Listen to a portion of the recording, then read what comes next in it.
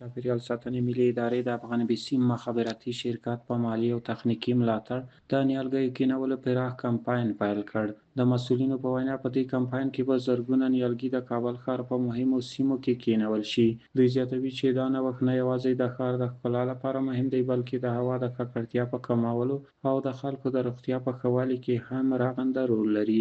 حکومتي چوکاټ کې خو به د زموږ د دغه ادارې یو د کار مسیر یا موخه یا چوکاټ وي، خو په حقیقت کې دا د ټول بشر د ټولو انسانانو او د ټولو خلکو دلته چې په افغانستان کې څوک اوسېږي که په نورو دنیا کې موږ د افغانستان خبره کوو، دا د ټولو یو ګډ مسؤلیت دی چې موږ باید د چاپېریال وساتو او د چاپېریال د زرغونتیا او د شرازی لپاره قدمونه پورته کړو. شرکت محترم افغان بیسیم یک تعداد اسلحه نهال به وزارت ترانسپورت هوانوردی کمک کردند به ترمینال ارغنده کابل که یکی از ترمینال‌های معیاری در سطح منطقه خواهد بود. انشالله الرحمن که در بعد از 1-2 سال شما این ترمینال با اون زیبایی‌های محیط زیستیش که ساحات سبز و گلدان‌ها و درختان غرس خواهد شد و به ملت و مردم و به اون سمتی که غرب افغانستان مفید واقع خواهد شد.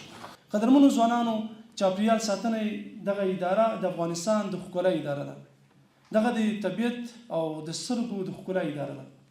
که چېرته موږ تاسو په ژوند کې وګورو، موږ تاسو خپل ټاټوبي وګورو، د ژوند انګړونه وګورو، که چېرته موږ تاسو په خپل ژوند کې په خپلو کورونو کې یو بوټی هم ونه لرو، زموږ او تاسو د ژوند ښکلا نشته ده.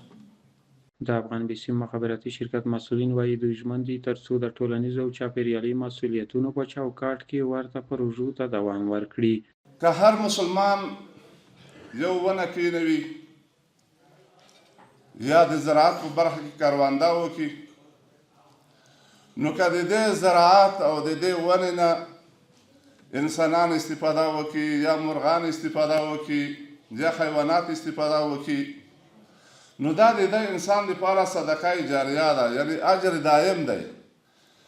ځکه چې انسان چې وفات شي ټول اعمال یې کته کېږي، خو یو دغه صدقه جاریه ده چې د انسان د فوت کولو نه وروسته هم دغه ثواب به ورته رسېږي. د شنې فضا د پراخولو او د اقلیم بدلون د منفي اغېزو کمولو په موخه د حکومتي ادارو له لوري د خصوصي سکتور په ملاتړ دا ډول څو پروګرامونه پلي شوي چې د هېواد په کچه به میلیونونه نیالګي کینول شي.